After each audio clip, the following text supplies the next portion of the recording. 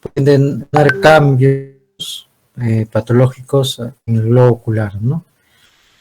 Enfermedades endocrinológicas, digamos, las más importantes es la diabetes mellitus, ¿no? Ya ustedes saben que es una enfermedad muy prevalente en todo el mundo, se hacen proyecciones, por ejemplo, al 2030, ¿no? Y acá también tenemos proyecciones al 2045, en las cuales se ve que hay un aumento significativo, ¿no? De la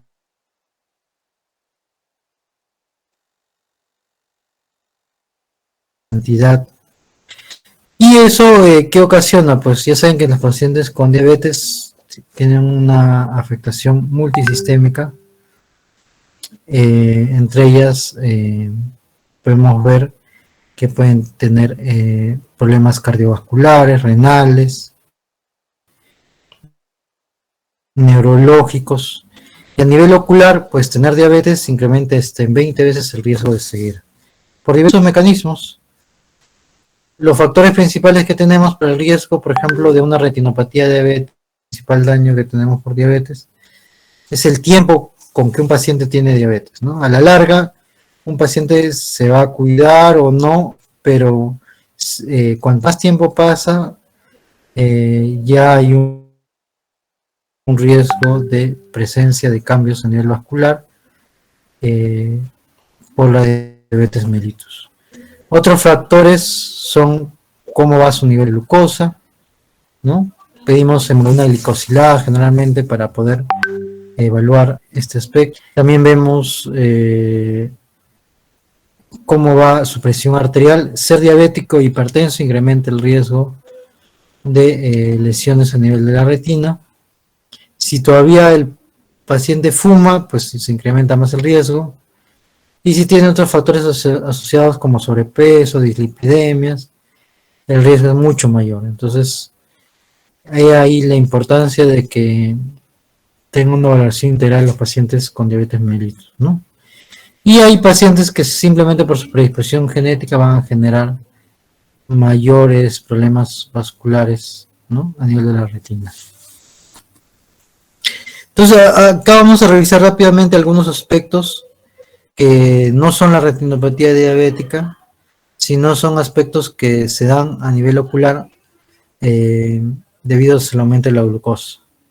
Uno es que al incrementarse la glucosa a nivel sanguíneo, pues también se refleja en un aumento de la glucosa a nivel del humor acuoso, ¿no? Al incrementarse la glucosa en el humor acuoso, pues lo que va a hacer es que esta glucosa ingrese al cristalino, y el cristalino, la glucosa va a producirse fenómenos bioquímicos, ¿no? Entre los cuales se va a producir una mayor cantidad de ácido láctico, ¿no? Y también va a producirse una mayor cantidad de sorbitol. El sorbitol, pues, va a ser uno de los principales agentes de cambios a nivel de cristalino, porque va a traer más agua hacia el interior del cristalino y va a hacer que aumente el volumen o la turgencia del cristalino. Entonces, como ven en esta gráfica,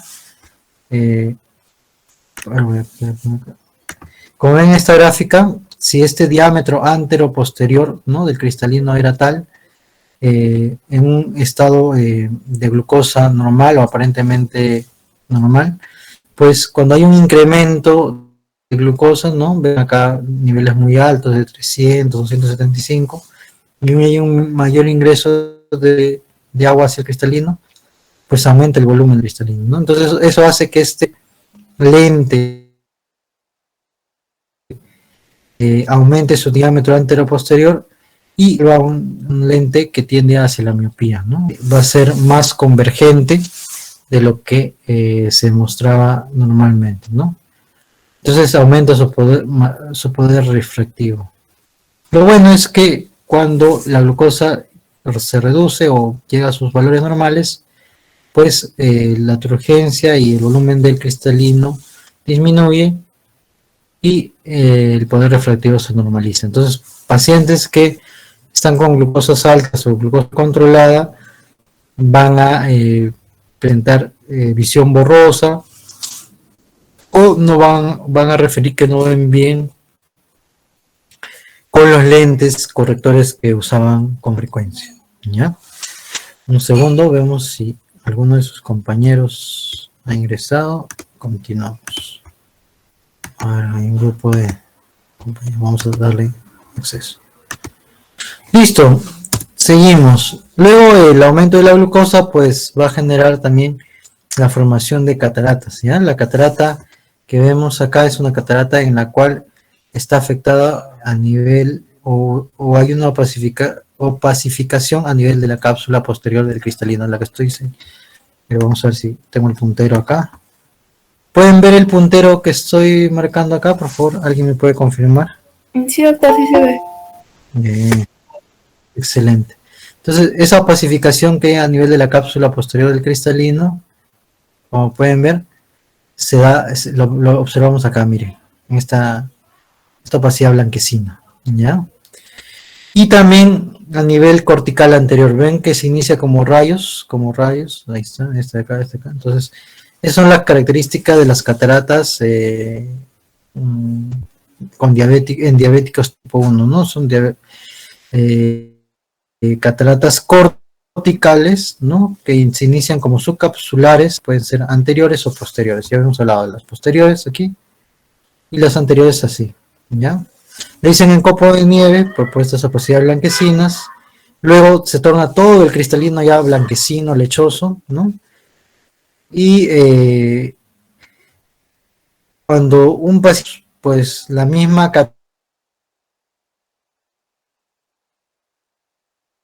catarata senil puede progresar más rápidamente, ¿no? Y todos los diabéticos tipo 1 tienen tendencia a la catarata. Los tipo 1 son más jóvenes y presentan estas cataratas blanquecinas, lechosas, ¿no? Y los diabéticos tipo 2, su misma catarata senil se puede anticipar, ¿ya? Una coloración más amarillente, marronáceo, ¿no? A diferencia de estas blancas. Les decía que diabetes puede generar estas vasculopatías a nivel de la retina y como van a ver acá, pues hay áreas de hemorragia porque los vasos no están funcionando bien. Hay exudados, líquido, ¿no? Que exuda también. Y pues eso genera que toda esta sangre que debería llegar a algún lugar de la retina, pues no llega, y estas áreas retinales se produce una isquemia, y eso el cuerpo, en todo caso la retina trata de compensar con un factor, el factor de crecimiento endotelial que va a generar neovascularización, o sea, crear nuevos vasos para que llegue más sangre a ese lugar, ¿no? Que está isquémico.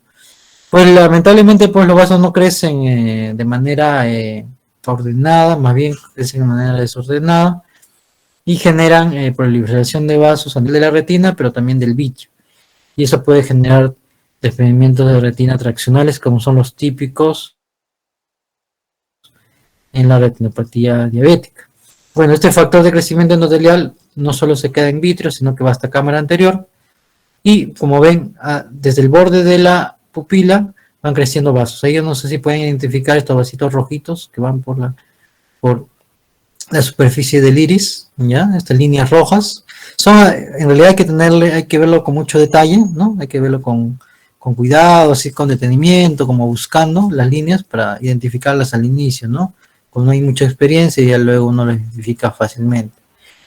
Y pueden llegar hasta el ángulo irido corneal, que ustedes ya seguramente saben que es el lugar donde está el trabéculum, ¿no? Acá les ponía un esquema de las estructuras que encontramos, trabéculum, y está el canal de Schlemm, por donde se drena el humor acuoso. Entonces, estos vasos crecen hasta ese ángulo irido corneal y obstruyen o dificultan el paso del humor acuoso a través del trabéculum y el canal de Schlemm, y ese humor acuoso que no se puede digamos, eliminar de manera adecuada, pues hace que se incremente la presión intraocular. Entonces, una consecuencia de una diabetes de repente maltratada o no controlada es el glaucoma, ¿no? El glaucoma o aumento de la presión intraocular, en este caso sería un glaucoma neovascular, ¿no? Sería el tipo de glaucoma. Y luego ya saben que la glucosa alta en el organismo genera lesiones a nivel de nerviosa, periféricas y centrales. Pues acá en este caso tenemos las neuropatías craneales, que generan pues lesiones a nivel de los pares craneales, el tercero el más frecuente, pero también son afectados el cuarto, el sexto, el facial, el séptimo, y pueden ser de inicio brusco, a veces se manifiestan con una parálisis facial, ¿no? Hemilateral, y desviaciones del globo ocular, ¿no? Generan una desviación del globo ocular, como en este caso hacia afuera y hacia abajo, que como característica tienen que el reflejo pupilar no está afectado, ¿no? Porque son patologías en las cuales está comprometida la vasculatura profunda, ¿no? Del tercer pared craneal, ¿no? Entonces, en este caso, pues, no hay una afectación del reflejo pupilar, ¿ya? Y en todo caso, vamos a ver ahora lógicas, que es el hipertiroidismo. Hasta ahí todo claro. ¿Alguna pregunta que tengan al respecto? Mientras admitimos a sus compañeros que estaban pendientes.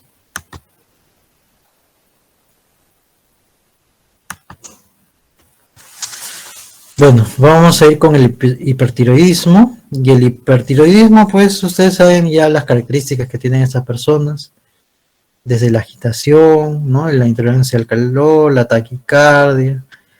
Y bien característico de estos pacientes que ustedes seguro les llama la atención en cualquier paciente hospitalizado, es el bocio que tienen, ¿no?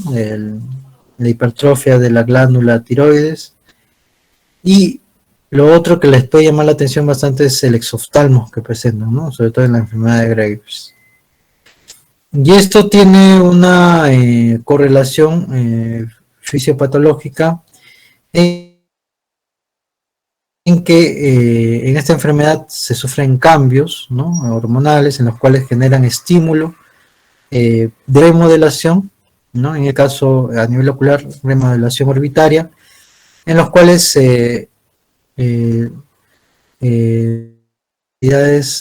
de ácido hialurónico, adipocitos, ¿no?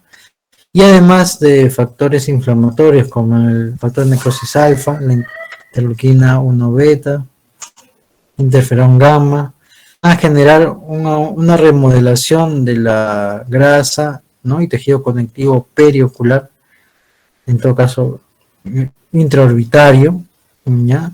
Y además que estos tengan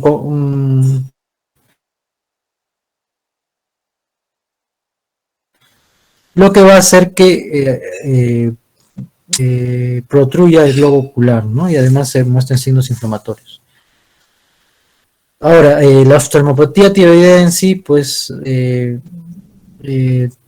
en general tienen características leves, soportables, molestosas, pero soportables, pero hay unos dos casos en los cuales hay que tener mucho cuidado, son los menos frecuentes, cuando generan un compromiso del nervio óptico y hay una lesión significativa de la córnea, ¿no? Que pueden tener, en el caso de la lesión del nervio óptico, ceguera permanente, y en el daño permanente de la córnea también una ceguera por lesión de la córnea, ¿no?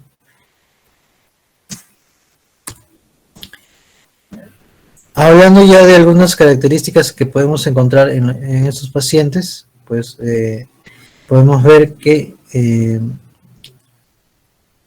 hay una retracción palpebral, ¿no? En los pacientes, que puede ser unilateral, como en la primera imagen, ¿no? Unilateral, en este lado, en la cual se puede mostrar, o se muestra en todo caso, la esclera superior al limbo, ¿no? En el lado izquierdo, o puede ser bilateral, como ven en esta segunda imagen, ¿no? En la cual hay una exposición de la esclera superior, ¿no? Pues llevan algunos nombres, por ejemplo, en este caso, en la imagen C, pues se habla de este signo cuando la persona da la impresión de una persona asustada, ¿no? Además, con una mirada fija, ya que los globos oculares tienen una dificultad para el desplazamiento superior, inferior o lateral, y hay una retracción palpebral marcada, ¿no? Y en algunos casos, como el síndrome de von Grafen, con lo cual se pide al paciente que mire hacia abajo, van a ver que hay un retardo en el descenso del párpado, ¿no? En este caso, en el párpado del lado derecho, a diferencia del lado izquierdo, ¿no? Hay una dificultad del descenso. Lo otro que les decía, pues esta imagen fija, porque hay una restricción en los movimientos de los músculos extraoculares. Generalmente hay una limitación en la depresión, ¿no? Como se ve en esta segunda imagen, la imagen B, debido a una falta de o una limitación, ¿no? Del músculo recto inferior, ¿no? Porque de lo contrario, cuando es una limitación en el recto superior, como ven acá en el lado izquierdo, pues cuando al paciente se le pide que mire hacia arriba, pues hay una limitación en el movimiento hacia arriba, ¿no? Entonces hay que tener en cuenta también la restricción de los movimientos por una miopatía tiroidea. El músculo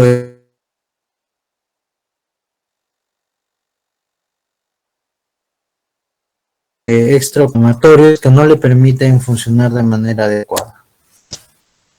Y luego tenemos que todo ese contenido orbitario periocular más hipertrofiado, inflamado, tiende a hacer que el globo ocular se protruya, y en esos casos donde tenemos que tener en cuenta que el principal problema es que la córnea, al ser un lente muy delicado que requiere una buena humectación, ¿no? Y una buena protección por los párpados, al estar expuesto puedes generar, como vemos acá en esta imagen y muestra el puntero, ya lesiones o úlceras corneales que se pueden sobreinfectar, como se ve en estos casos, ¿no? Quedando queratitas muy complicadas que pueden llegar hasta la perforación ocular y generar también problemas sistémicos si se complican con celulitis orbitarias, ¿no? Y el factor que se asocian a quemosis y prolapso de grasa de los párpados, ¿no? Como ven, toda una complejidad de casos que se pueden dar. Una de las cosas graves que hemos hablado también, aparte de lesiones en la córnea,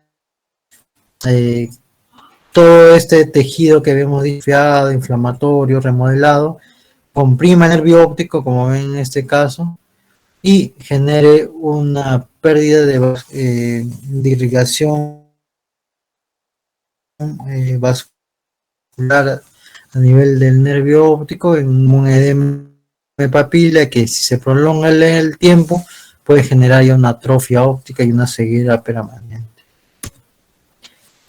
Entonces, el tratamiento va a depender de si tenemos un grado severo, desde terapias o indicaciones como el dejar de fumar, que sabemos que aumenta la incidencia de orbitopatía, hasta terapias ya más específicas, entre las cuales puede haber lo quirúrgico, como las tiroidectomías, y medidas locales, como el uso de gafas, lágrimas, parches oculares, o también el uso de inmunomoduladores, o una rehabilitación quirúrgica si fuera necesario. Pasa que cuando hay una compresión del nervio óptico, vemos que hay una necesidad de un tratamiento de urgencia quirúrgico, descompresivo. Entonces ahí lo que hacemos es eh, a nivel de las paredes, tanto interna, en la inferior o lateral de la órbita, pues hacer una descompresión retirando, ¿no?, esas paredes de manera quirúrgica, ¿no? Entonces con eso aumentamos el volumen de la órbita y generamos un rápido tratamiento descompresivo para evitar un daño del nervio óptico permanente. Y luego ya el tratamiento médico o radioterapia puede ayudar a que la inflamación también disminuya. Muy bien. ¿Alguna duda, pregunta que tengan hasta ahí? Si alguno de ustedes, ya, bueno, ya no puede ingresar nada. A ver, Melissa Domínguez, ¿estás por ahí? ¿Alguna duda, pregunta que tengas para verificar? No, doctor, todo claro hasta el momento. Muy bien, listo. Entonces, seguimos.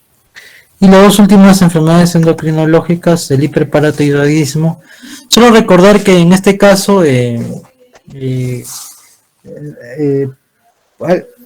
algo característico es la formación de esta queratopatía en banda, ¿no? Decimos en banda porque tiene la forma de una banda que está en la región expuesta interpalpebral, ¿no? Es como que el párpado superior cubría esta área, el párpado inferior hasta esta área y todo lo que está entre la región interpalpebral se forma esta queratopatía en banda, ¿no? Que son depósitos cálcicos que luego a través de un quelante, o sea, podemos limpiar, ¿no? Son el hiperparatiroidismo genera queratopatías en banda. ¿Eso? Y el hipoparatiroidismo, muy similar a la diabetes tipo 1 que habíamos hablado, genera estas cataratas corticales, como ven, acá en la corteza anterior, como ven, radiales, así como habíamos visto, y también subcapsulares posteriores, ¿ya? Recordar, entre las enfermedades hematológicas, una de ellas es la anemia falciforme, ya ustedes muy bien saben que hay mutaciones a nivel de la cadena beta y generalmente en el aminoácido 6, en la cual puede haber una mutación y un cambio del ácido glutámico por el de valina y genera que la hemoglobina, en todo caso mutante, tenga tendencia a la agregación, ¿no? La agregación, los eritrocitos como que se juntan y son más frágiles, ¿no? O sea, ello puede generar oclusiones vasculares y hemorragias, ¿no? Exudados cuando estos al ocluirse obstruyen un vaso y también se rompen, ¿no? Entonces ahí se genera el problema en sí de estas hemoglobinopatías. Y no es que haya solo una variante, la más clásica puede ser la de drepanocitosis común o la S, pero tenemos la C también, ¿no? Y hay combinaciones entre ellas y de acuerdo a ello podemos tener situaciones más graves, ¿no? Y además se pueden unir a la ausencia de toda una cadena, como puede ser la cadena alfa o la beta, ¿no? Entonces tenemos las talasemias también. Por ejemplo, en esta beta talasemia hay una ausencia de la cadena beta. Entonces podrían unirse síndromes drepanocíticos talasémicos. Entonces esas combinaciones son más graves todavía para generar lesiones a nivel de la retina. ¿Qué lesiones? Bueno, a nivel externo, no necesariamente externo, una vasculopatía es el signo de Patton. Que hay oclusiones vasculares, como ven, hay áreas de oclusión en la cual generan acá como una coma, le dicen encorcho, a veces cuando se enroscan un poquito los vasos conjuntivales cercanos al limbo, debido a una oclusión vascular. Entonces ahí acá ven un aumento del volumen,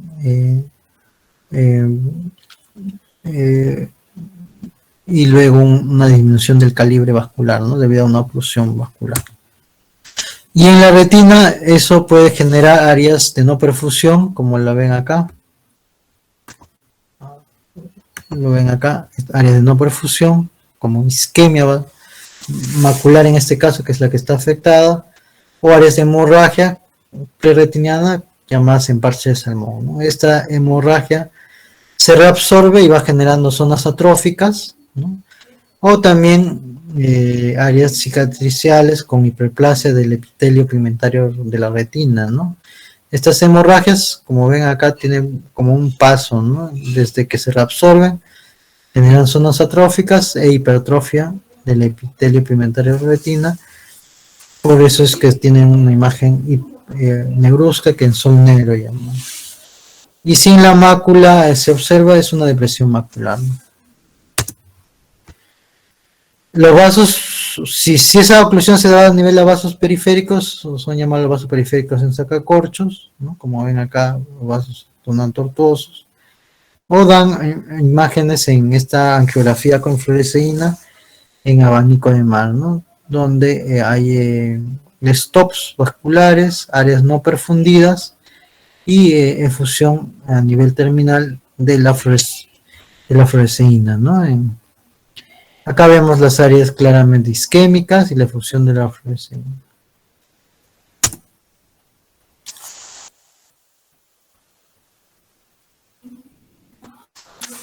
Otra patología es la leucemia.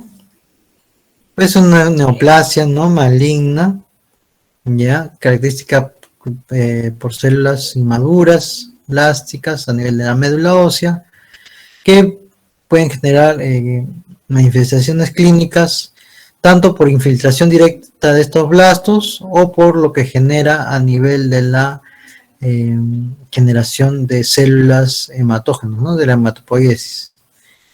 Entonces puede producirse por ello anemia, trombocitopenia y hiperviscosidad. Entonces, ¿qué vamos a ver? Si tenemos un paciente con problemas a nivel de las células de la sangre, pues podemos tener pacientes desde anemia hasta trombocitopenia.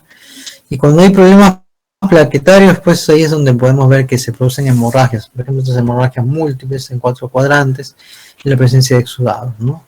O hemorragias preretinales, ¿no? Cuando hay síndrome, cuando hay presencia de también cambios oclusivos, o hemorragias premaculares, ¿no? O las manchas de Rho también se presentan acá en la leucemia. No es característico de una leucemia, puede ser que podemos ver en sepsis,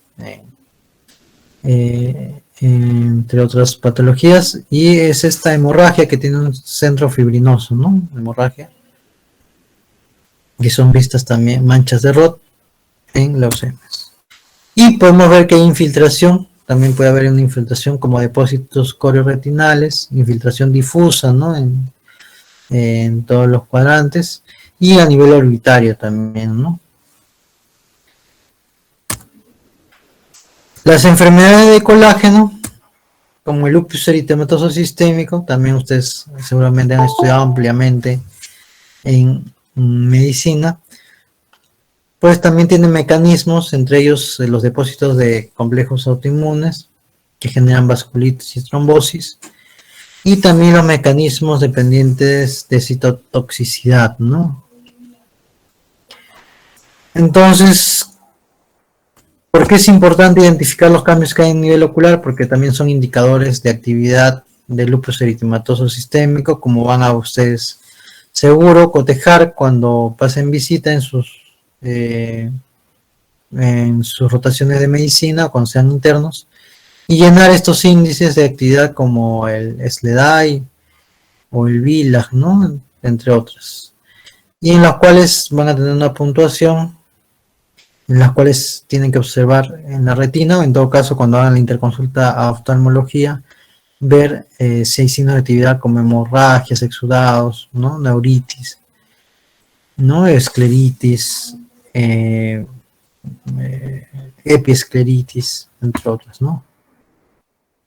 Acá, entonces uno de ellos Vamos a encontrar ya describiendo los cambios que hay en una paciente con lupus a nivel ocular o periocular, en la presencia de edema de párpados, ¿no? Estas placas eritematosas no infiltrativas que se dan a nivel palpebral, sobre todo en zonas fotoexpuestas, ¿no? También en ellos podemos encontrar escleritis y escleritis. Ya saben que haciendo una prueba con fenilefrina podemos ver si hay hacer la diferencia, ¿no?, entre una escleritis y una escleritis. Y si hay una escleritis, pues tener mayor consideración porque puede afectar hacia el polo posterior del nervio óptico. Entonces hay que tener en cuenta. Suelen ser más dolorosas y más complicadas. Las escleritis anteriores necrotizantes, pues generan también un adelgazamiento a nivel escleral y generan una exposición muchas veces de la uvea, por eso tienen ese color violáceo, ¿no?, a la observación. Y a nivel de la retina, pues podemos ver estas manchas algodonosas que en realidad son microinfartos a nivel de capa de fibras nerviosas que generan a la larga pérdida de la microperimetría, en todo caso el campo visual en áreas muy específicas, ¿no?, a nivel central o periférico de la retina. Otra enfermedad que tenemos en cuenta es la esclerodermia sistémica. Cuando puedan tener un paciente de esas características, van a ver que a nivel palpebral tiene párpados o piel muy acartonada, con cierta resequedad, y a nivel ocular puede cursar también con síndrome de ojo seco, ¿no? La lágrima, a veces por poca producción lagrimal, genera pues cambios significativos, tanto sintomáticos o como se puede evidenciar a nivel del globo ocular por una mala lubricación ocular, ¿no? Y a nivel de la retina podemos tener cambios inflamatorios oclusivos como hemorragias y exudados que se pueden ver en la imagen, ¿no? La artritis reumatoide del adulto, pues como ven acá, generalmente los artritis reumatoides, las primeras consultas que tenemos son por ojo seco, ¿no? Pero cuando son artritis reumatoides muy complicadas, de larga duración, ya vamos a poder ver lesiones como lesiones esclerales, ¿no? Adelgazamientos esclerales, ¿no?, que llamadas escleromalacia, cuando hay un adelgazamiento escleral, como se puede observar acá en pequeña zona focalizada o zonas muy amplias, que luego pueden haber una perforación, por eso llamamos una escleromalacia perforante, ¿no?, y que puede haber prolapso o exposición de la uvea, ¿no? Este color de uva justamente es llamado la uvea, ¿no? Entonces, eso puede generar una complicación ocular. Ya les decía que lo primero por lo que viene un paciente con artritis a la consulta oftalmológica es el ojo seco, ¿no? Es muy molestoso, puede generar escozor, prurito, sobre todo la sensación de cuerpo extraño, refieren que hay como arenilla, como una basurita que los molesta, y inicialmente pues hay que darle un tratamiento con lágrimas, luego pues ver si requieren el uso de geles hasta una oclusión ocular por un tiempo, si es que se ha generado una úlcera corneal, ¿no?, como vemos acá en el grado 3. Tenemos que hacer nuestro test de Schimmer, ¿no?, con fluoresceína, y estas mediciones que se hacen con unas tiras ¿no?, marcadas para ver cuánto se secreta de lágrima en un determinado tiempo. Entonces es importante. La artritis reumatoide juvenil en general a nivel ocular inicialmente suele ser poco sintomática. Los pacientes más bien van por un examen de rutina en los cuales se puede evidenciar inicialmente algunos cambios como inflamatorios, ¿no?, como tindal o pequeñas precipitados retrocreáticos finos, pero que a la larga pues estos pacientes suelen tener a veces muy mal pronóstico porque por uno u otro motivo, por la inflamación crónica que pueden generar o por el mismo tratamiento que podemos dar de manera crónica, en los cuales consecuencias de un uso prolongado de corticoides, por ejemplo el que se necesita para bajar la inflamación en estos pacientes, pueden generar cataratas o glaucoma reactivo, ¿no? Los cambios que se dan inflamatorios pueden cursar con sinequias posteriores, como en este caso, o las cataratas que habíamos hablado, ¿no? La dermatomiositis, una enfermedad, ¿no?, en la cual se presenta en pacientes de edad media con curso agudo o crónico, ¿no?, que presentan dolor muscular, edema y de las dermatitis que estamos viendo en estas imágenes, que a nivel palpebral tienen esta coloración típica, ¿no? Pueden además presentar escleritis, ya hemos hablado de la escleritis. Necesitamos este movimiento aleatorio que puede ser horizontal del globo ocular, que no tiene un control por el paciente, ¿no?, sino tiene un movimiento rítmico, ¿no? Una del globo ocular. Las parálisis también se pueden dar en estos casos, los músculos extraoculares, y también las retinopatías como los exudados algodonosos que habíamos visto en el caso de lupus, por ejemplo.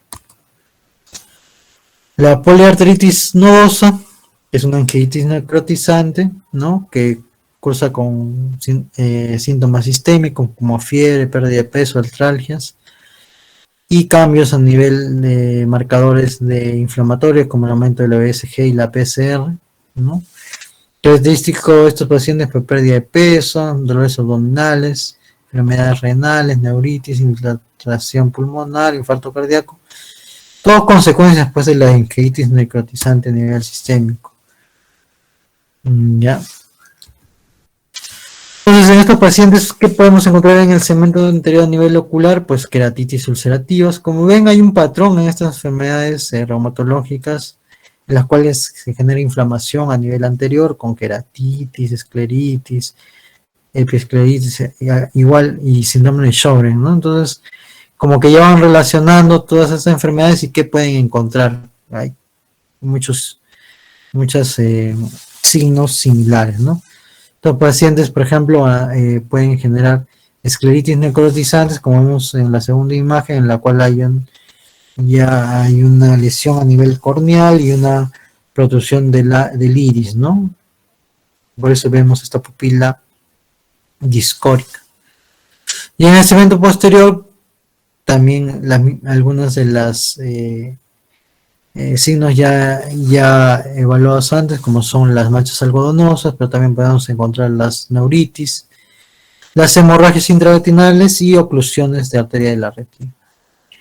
Por último, la arteritis de la temporal, llamada células gigantes, ¿no?, en las cuales bien característica algunas cosas como esta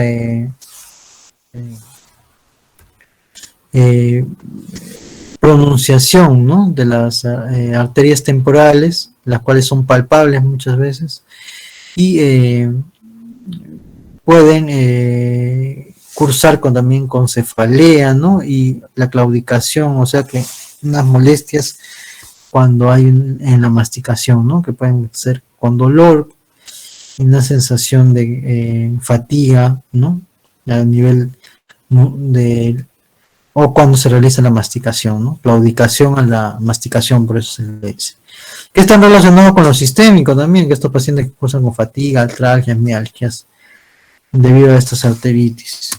En estos pacientes a nivel ocular lo que hay que tener en cuenta es que pueden cursar con neuropatías isquémicas, ¿no?, que pueden generar al final una ceguera permanente y que pueden ser muy rápidas, bruscas, con pérdida de visión a veces unilateral y luego bilateral, y que van a requerir un tratamiento rápido, oportuno, con corticoides, incluso antes de realizar una biopsia de diagnóstico definitivo, ¿no?, que es la que usamos en esta patología. Ya hay la importancia de recordar esta enfermedad y el uso de corticoides a dosis altas, ¿no?, para evitar la pérdida de la visión permanente. Listo, chicos, he querido resumir muchas de las patologías que pues podemos encontrar cambios a nivel ocular. En realidad pueden haber muchas más, pues se puede hablar en detalle de cada una de las patologías, pero espero que esto les invite a poder también revisar con más detalle de acuerdo al interés que tenga cada uno, ¿no?, en diferentes áreas de la medicina, quienes más les gusta la endocrinología, la reumatología, entonces ahí va buscando ciertos aspectos, ¿no?